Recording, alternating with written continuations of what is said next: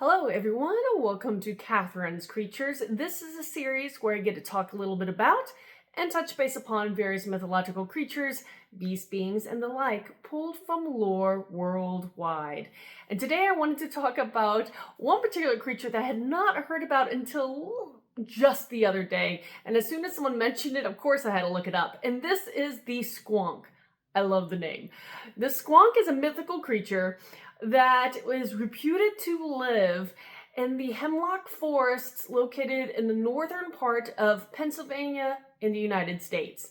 And its origin stems from a particular book written and published in 1910.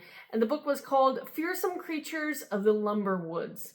And in that book, it suggested that the Squonk is a creature that kind of originally migrated from deserts into swamps and then finally settling in the hemlock forest, again in Pennsylvania, where it exists, so to speak, today, I guess. And there is actually some debate and theories about this concept of this particular creature migrating, because it was written about by people who were involved in the lumber industry, and during the time in the early 20th century, there was the fact that these lumber camps were continuously moving about, and that may actually explain the migration of this creature that stemmed from their own folklore and folk tales, etc., so on.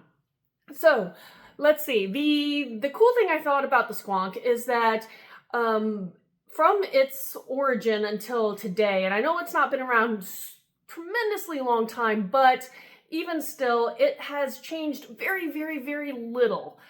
Very little. And when you listen to a lot of these talks, I will talk about how much there are regional differences or just changes over time to a lot of these mythical entities. So the fact that the Squonk is pretty much the same since its original documentation in 1910 is kind of a neat thing to point out.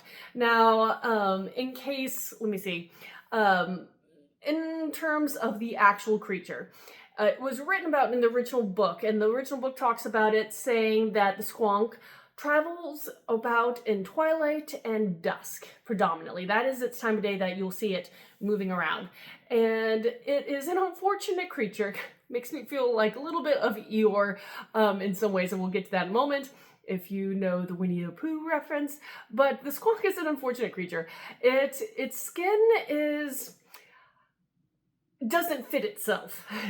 It's always described as misfitting. So a lot of people who sketch it out or try to understand what it could be have lots of wrinkles, and the fact that they're thinking that, again, it just doesn't fit its own body very well. It also is covered in warts and moles, and so has this almost unappealing look to it, a hideous look to it.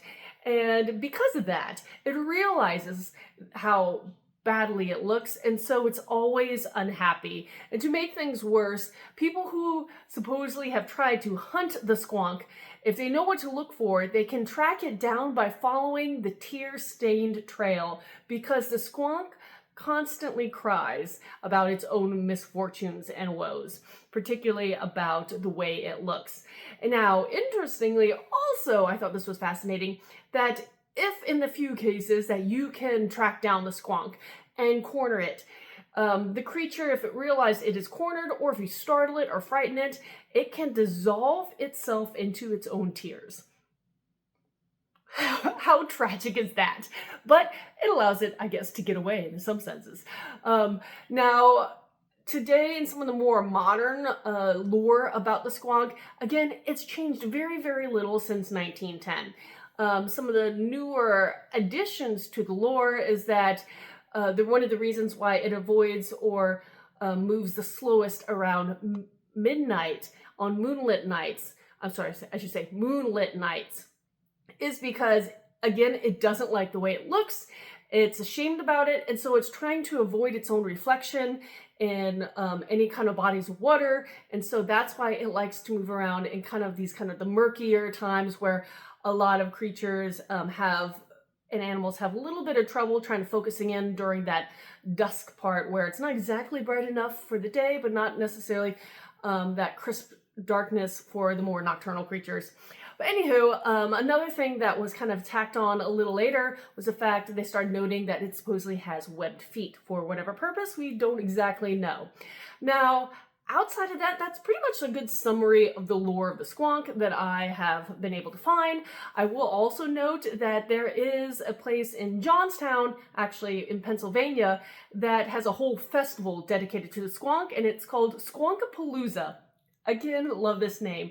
And it's held in August. So there you go. If you are around Johnstown, Pennsylvania in August, you might want to check that out, especially for all those cryptid fans out there. Anywho, if you have any questions about this or anything else, please post them in the comments below or reach out to me on any of my other social media. And until next time, everyone, Skål.